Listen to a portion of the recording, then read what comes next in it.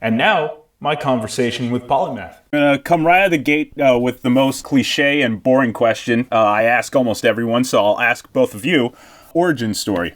How did this band come to be, and what inspired the creation of PolyMath? I know this is more of a question for Joe, since, Josh, you're relatively new, right? Yes, yeah. Something like that. Yeah, I reckon you've been in the band 3 years and you're still getting called relatively new. And then an EP before that. I guess so. PolyMath started as the drummer Chris Woodison, Tim Waters on guitar, and myself on bass.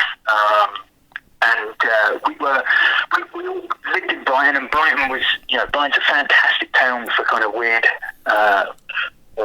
math rock and post rock, and we'd all been in bands, in other bands, and we played together a few times.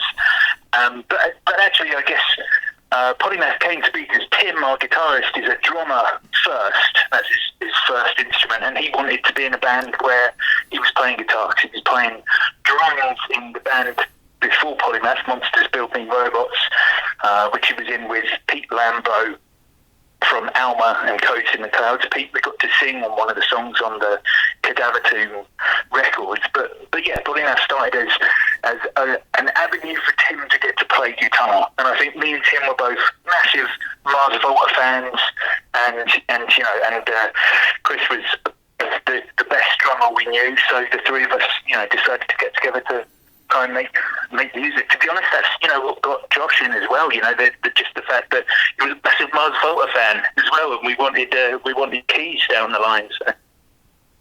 I mean, your discography for the most part lands in this instrumental prog range, but now you came out with this one, the Cadavers Tomb, which is kind of a complete left turn. It still sounds a lot like PolyMath, but you come out with this double LP that lands with the more electronic gothic thing, but with a lot of frippertronics. And is this an idea you guys always wanted to explore, or was this more of a spur of the moment experiment? Well, almost a bit of both. I think we were forced into this, certainly because of lockdown. We were all just about to go into the studio just as the first UK lockdown hit, and record our next record. And I think it was the slow realisation that the pandemic was going to be here for a long time. As that settled in, we kind of decided we didn't want to lose the opportunity to make music, so we all taught ourselves how to use a DAW, how to record at home, because none of us had that skill before, so it was very much a learning curve. We decided to get the same software package and kind of teach each other how to use it. Obviously, this was great for Josh, because Josh got to really explore synthesis. One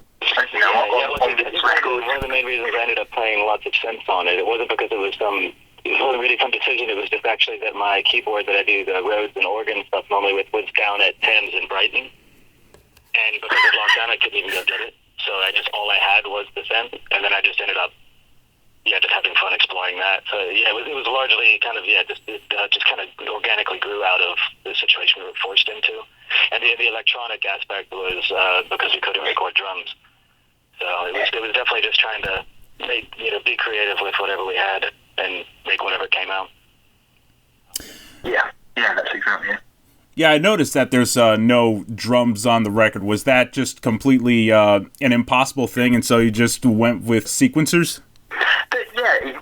Exactly so. And I think we probably could have arranged some way of recording drums, but it would have definitely slowed down the creative process on the record. It was really great to be able to just kind of write ideas and send them between us. And we never expected much from these two records. There was something we did for fun whilst we were biding our time waiting to get into the studio again. But as we spent more and more time on them, we enjoyed them more and more. And it was just such an organic way to get to write and to not be reliant on, the drum kit's one instrument that really you're going to have time restrictions.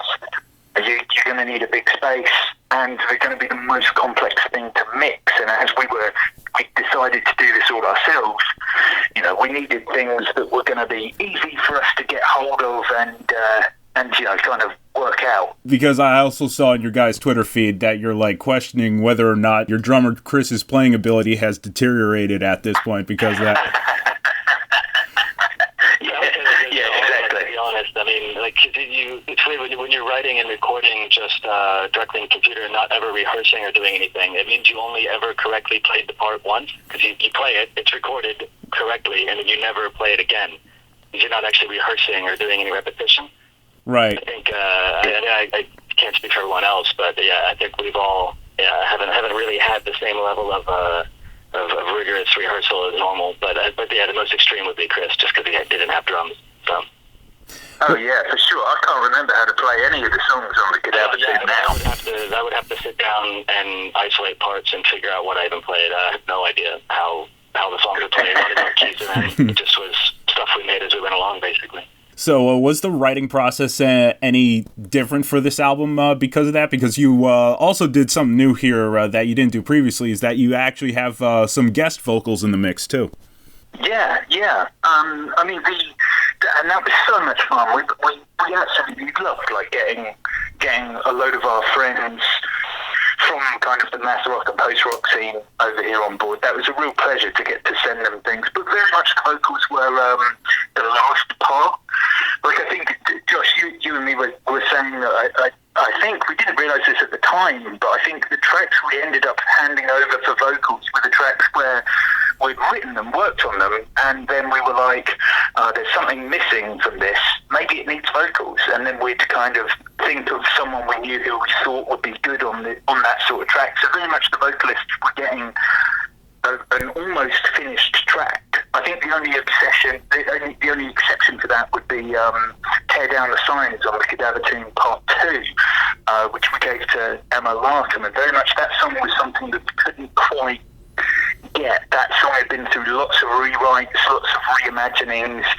Tim, our guitarist, was very unhappy with it. He wanted to drop it, and we were looking for a way to make it work, and then Emma had suggested adding her vocals to it, because she'd worked on a handful of other tracks with us by that point, and and what she did saved the track and brought it to life, and it ended up being one of the songs we're most proud of. I'm very disappointed that this past year is just kind of ruined us in terms of live shows, and I'm not from the UK, so unfortunately I've never seen you guys live in person, but I've seen a ton of videos of you guys playing, and you're nuts. Just a ton of energy. Joe, you're like halfway between tap dancing and doing the robot while playing. Yeah, Joe's definitely the center of attention, which is fine for the rest of us, I think.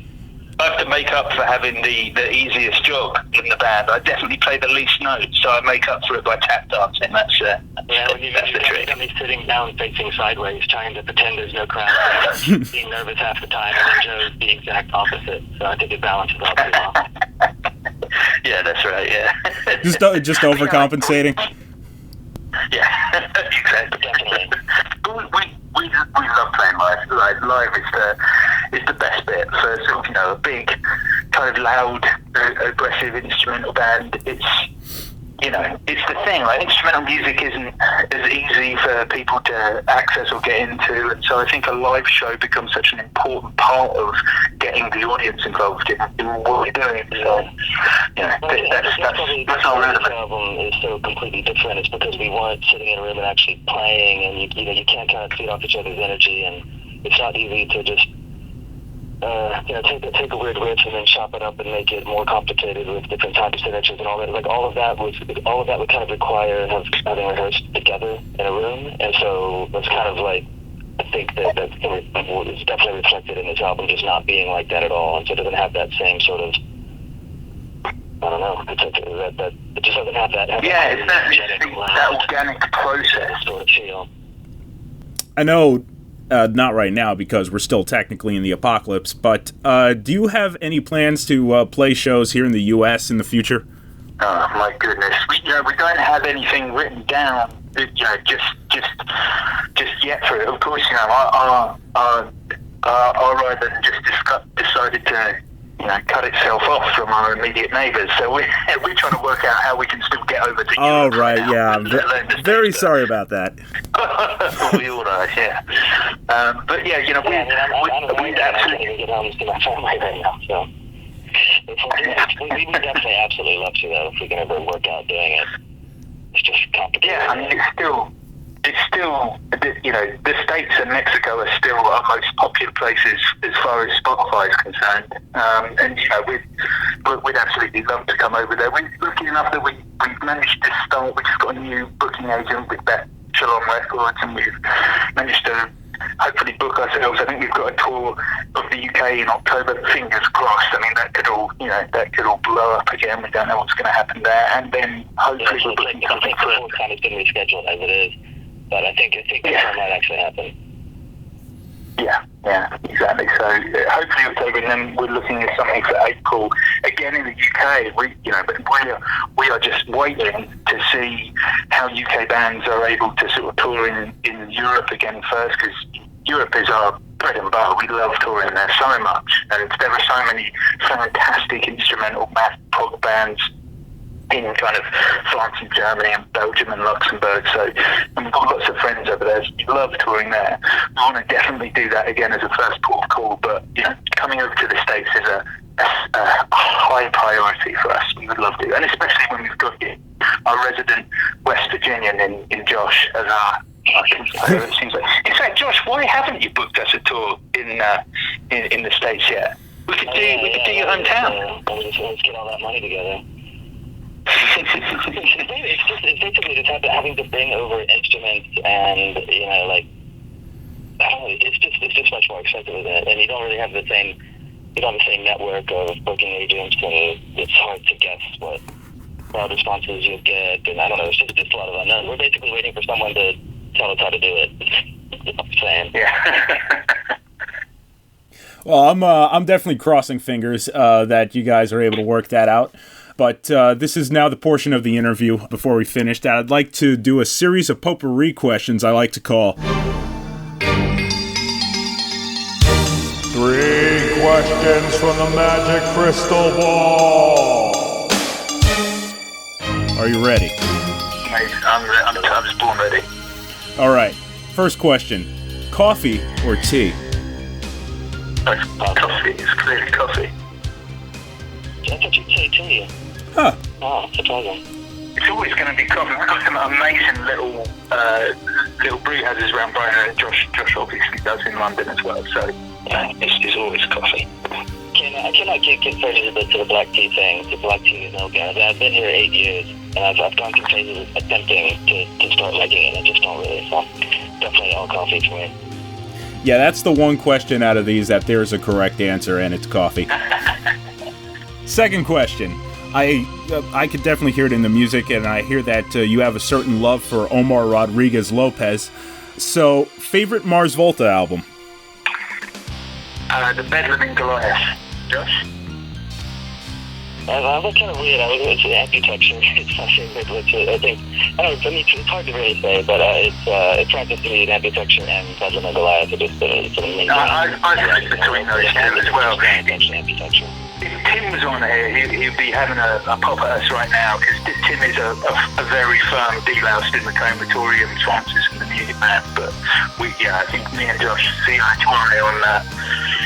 Thomas Pridgeon, and also, to be honest, Juan Alderete's bass work really develops, I think, throughout Ambitexture and Bedlam and Goliath, and by Bedlam, just the amount of effects he's using, just the crazy tone choices he's making. He's so much more than a bass player on those records. It's just like it's incredible what he does, especially on Bedlam.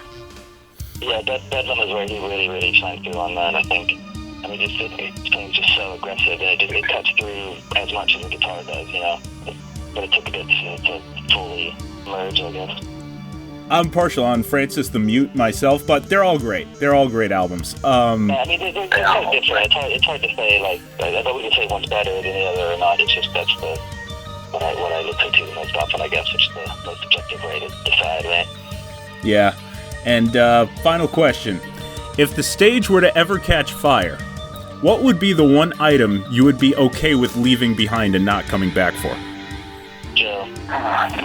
Tim. Oh, God damn it. Yeah, that makes sense. Yeah, of course. Yeah, fine. I'll accept that. I'll accept myself. I'd like to thank Joe and Josh of PolyMath for talking to us this week. The Cadavers Tomb Parts 1 and 2 is out now, and it's the perfect soundtrack for the post-apocalypse. Really appreciate it.